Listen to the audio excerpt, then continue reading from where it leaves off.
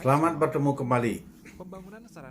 Kali ini saya akan membawakan quote atau falsafah hidup dari seorang mantan presiden, tokoh internasional, yaitu Presiden Ferdinand Marcos, presiden daripada Filipina. Ferdinand Marcos menjadi presiden pada tahun 65 sampai tahun 86, yaitu 2 periode. Dia adalah presiden Filipina yang pertama kali menjabat presiden 2 periode. Luar biasa. Nah, siapakah Ferdinand Marcos ini? Ferdinand Marcos muda adalah seorang lulusan Fakultas Hukum Universitas Filipina dengan nilai cum laude. Cum laude itu artinya sudah nilai tertinggi, sudah pintar sekali dia. Dasarnya anak pintar bisa jadi presiden. Nah, lebih lanjut kita lihat dulu datanya. Dia kelahiran tahun 1917 di Sarat, Filipina. Kemudian meninggalnya langsung kita sebut tahun 1989, meninggal di Honolulu, Hawaii. Nah, mengapa dia meninggal di Honolulu sedangkan dia jadi presiden di Filipina? Nanti kita lihat ceritanya. Ya, pada waktu muda Ferdinand Marcos menjadi militer yang membela Filipina berperang melawan Jepang pada waktu Perang Dunia Kedua. Dia banyak berjasa sampai-sampai dia mendapat banyak penghargaan untuk itu. Nah, setelah dia menjadi presiden, menjabat presiden 2 kali berturut-turut, pada akhir masa jabatan, hampir masa jabatan selesai, yang masa jabatan kedua di tahun 1986, dia didemonstrasi oleh rakyatnya sendiri, yaitu revolusi damai yang disebut di sana dengan revolusi EDSA, yang dipimpin oleh Corazon Aquino, yaitu istri mantan Presiden Aquino.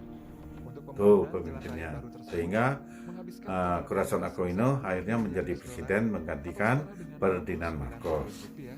Sedangkan Ferdinand Marcos yang jatuh karena dianggap menghambur-hamburkan uang negara dan korupsi.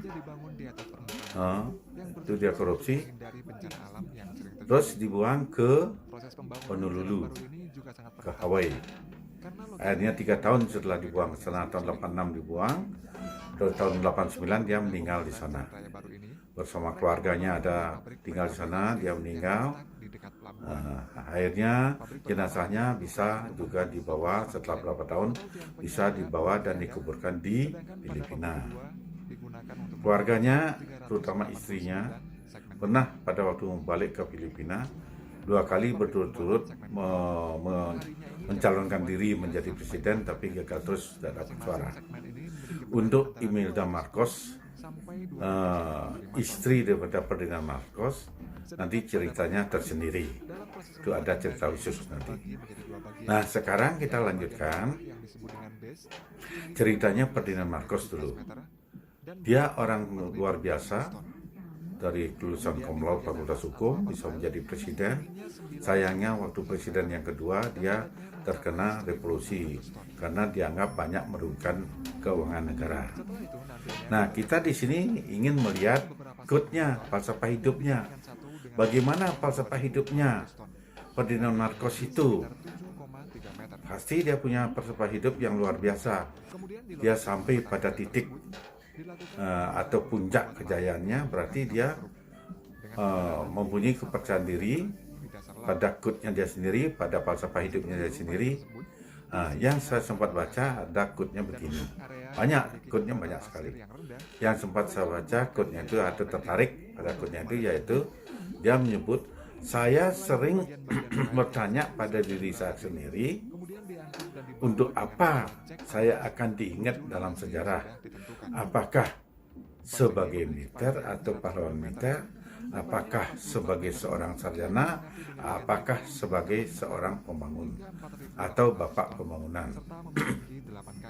Itu falsafah hidupnya. Jadi dia bertanya pada dirinya sendiri, apakah sebagai pahlawan militer, sebagai bapak pembangunan, atau sebagai seorang sarjana. Itu dia bertanya pada dirinya sendiri. Akhirnya nasib berkata lain.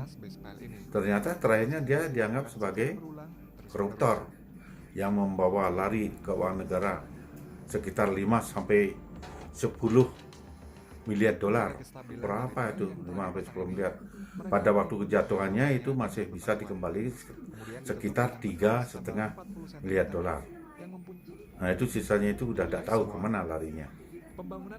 Nah itu dia cita-citanya demikian, tapi akhirnya menjadi demikian. Kan beda antara cita-cita sama kenyataan. Nah, kalau kita sekarang berpegang atau berpedoman pada quote-nya atau falsafah hidupnya Ferdinand Marcos, mau jadi apa kita dikenang nanti pada waktu kita tidak ada oleh generasi kita. Nah, itu kalau menurut saya, kalau kata-kata falsafah hidupnya si Ferdinand Marcos ini disingkat menjadi satu, kita harus menjadi seorang profesional. Apa itu profesional? Ya, seorang yang betul-betul ahli dalam bidangnya, sehingga dalam bidang itu dia bisa mendapat pendapatan untuk membiayai hidupnya. Kalau kita sudah menjadi seseorang yang profesional dalam bidang kita sendiri itu, pasti kita akan dikenang. Profesional dalam bidang apa? Umumnya profesional dalam bidang pertanian, profesional dalam bidang hukum, profesional dalam bidang ekonomi. Nah, itu betul-betul kita harus profesional, arti menemukan sesuatu. Dengan menemukan sesuatu itu, kita bisa hidup dengan temuan kita itu. Itu namanya profesional. Nah, sekarang kita untuk mencari contoh daripada profesional yang dimaksud dengan Ferdinand Marcos ini, saya mencoba mencari contoh yang sangat kecil sekali, yang paling kecil, paling masyarakat paling kecil, yaitu masyarakat pedesaan yang pernah saya alami sendiri, tahu sendiri keadaannya. Yang saya anggap itu adalah seorang profesional, anak penduduk paling kecil lah di masyarakat. Dia itu seorang petani. Nah, sekarang kita sebut namanya dia Pan Mandre. Pan Mandre ini orangnya kecil sekali. Tingginya ya sekitar 155 lah tingginya. Perawakannya kecil. Tetapi dia mempunyai suatu keahlian memanjat pohon kelapa. Dalam hal ini keahliannya dia adalah memotong pohon kelapa, bagaimanapun tingginya, bagaimanapun tempatnya, situasinya, dia berani motong. Satu-satu hanya dia yang berani. Nah itu. Jadi sampai-sampai di desa lain, kalau ada memerlukan itu, dia dipanggil. Jadi dia memang seorang profesional dalam memotong, terutamanya ini pohon kelapa. Pohon kelapa itu kan tidak ada pegangan sama sekali. Nah itu dia profesional di bidang itu. Saya tahu sendiri. Suatu saat saya pernah melihat sendiri. Dia memotong pohonnya agak miring karena tempatnya di tempat jurang, tapi jurang di bawah itu ada perumahan. Nah kan sulit sekali itu. Sudah jurang ada perumahan. Gimana kalau tebang begitu aja kena rumah orang? Nah, gimana caranya? Nah, itu saya lihat sendiri. Jadi, Pan Mandre ini dia naik ke atas, modalnya cuma satu. Kalau dibilang namanya di Bali, kandik kecil itu namanya bancang. Modal cuma satu, bancang itu aja, tapi tajam sekali, kecil bancang itu. Lebih kecil dari kandik, tapi tajam sekali. Dan tali untuk melilit pinggangnya ke pohon kelapa. Satu, tali untuk melilit pinggangnya. Kedua, untuk naiknya. Waktu naiknya itu di kakinya ada namanya pakai singkat kalau di Bali. Nah itu. Jadi dua, untuk naik itu. Terus kedua, untuk megang kalau terjadi apa-apa supaya dia jangan jatuh. Nah kemudian pertama dia naik membawa tali, kalau di Bali namanya tali gadung, tali besar itu maksudnya nanti untuk menarik pohon kelapa itu mengarahkan kemana arus jatuh gitu. Nah sekarang dia naik pohon kelapa dengan modal tali, di kaki satu dipegang satu, untuk di badannya, dan satu lagi tali yang panjang yang setinggi pohon itu, malah lebih panjang lagi, supaya bisa ditarik oleh masyarakat di bawahnya. Jadi dia pegang, dia pasang tali itu dulu di puncak pohon kelapa itu, di pelepah-pelepah itu dia pasang supaya bisa ditarik oleh masyarakat dari bawah nanti. Terus kemudian karena itu tingginya pohon kelapa itu kira-kira mungkin ada sedikit di jurang, setinggi mungkin kira-kira mungkin ada ya sekitar, paling tidak ya sekitar 40 meter ada itu tingginya. Nah itu akan ditebang supaya jangan menjatuhi rumah di bawahnya. Gimana caranya? Jadi talinya itu dipasang dulu di pelepah-pelepah di atas, dan ditarik oleh masyarakat dari bawah dari jarak kejauhan supaya diarahkan kemana. Nah, dari sana nariknya. Kemudian dia turun kira-kira dari 40 meter, kira-kira ada 10 meter dari tali itu dia turun dari 10 meter tuh. Nah dia mulai dari sana menebang, memotong pohon itu. Kalau dia mau belokkan kiri, dia potong sebelah kirinya. Nah, sebelah kirinya dia potong separuh dulu. Udah itu sudah agak goyang-goyang sedikit, terus ditarik-tarik oleh orang-orang kampung di bawahnya itu, jadi kelihatan akan jatuh. Baru dia ambil sebelah kanannya, dia potong sebelah kanannya, ditarik. Nah hati-hati di sini kuncinya, profesionalnya dia. Pada waktu pohon kelapa itu akan patah, tertebang atau terpotong, patah, itu akan ada goncangan dari pohon kelapa sisanya itu luar biasa. Kalau di Bali dibilang ngontal itu kiri kanan luar biasa. Itu bisa orang itu bisa jatuh kalau tidak ahli di sana. Nah dia pun pada waktu saya lihat itu kebetulan sekali kejadian itu, saya lihat pada waktu pohon kelapa setelah dipotong dia mau arahkan ke kiri. Nah, ini pohon kelapanya jurangnya agak dalam, dia arahkan ke kiri, ditarik oleh masyarakat ke kiri karena di bawahnya persis itu ada perumahan, ada rumah. Nah terus udah itu ditarik, begitu akan lepas, begitu akan jatuh ke kiri, langsung dia potong sebelah kanan, tarik ke kiri, plok jatuh. Begitu lepas dari pohonnya ini, pohon sisa itu dia goyang, dia tuh kepental kiri kanan gitu, sempat dia jatuh, bukan jatuh, terlepas tangannya dua-dua terlepas, tapi karena ada pegangan di pinggangnya itu dia masih tergantung di sana. Terus untung dia sadar dia pegang lagi pohon kelapa. Nah, itu luar biasanya di sana. Orang tidak akan ada berani selain dia itu.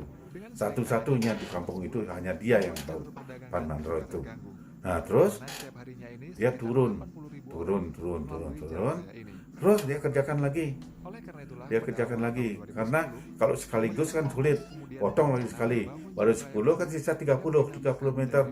Nah potong lagi sekali, baru 10 meter lagi, potong lagi sekali, baru 20 meternya habis sekaligus.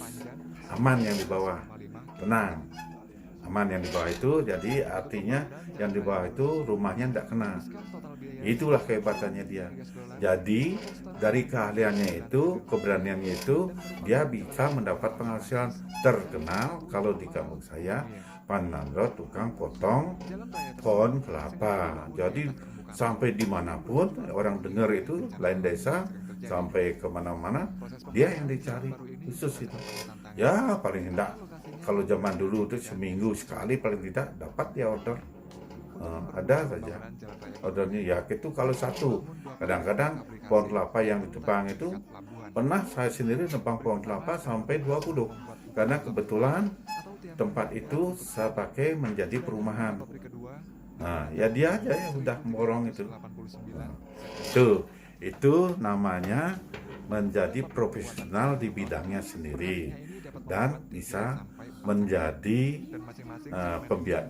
mendapatkan pendapatan untuk membiayai hidup dia sendiri dan keluarganya. Gitu. Jadi profesional mau diingat sebagai apa? Ya diingat sebagai tukang potong pohon kayu, itu profesional. Itulah Kalau kita mau melihat Ferdinand Marcos punya quote, nah itulah kita harus jadi seorang profesional sejati. Demikian, terima kasih. Mudah-mudahan bisa berguna untuk kita semua. Sampai. Setelah itu nantinya di bagian atasnya ditambahkan beberapa segmen beton yang dijadikan satu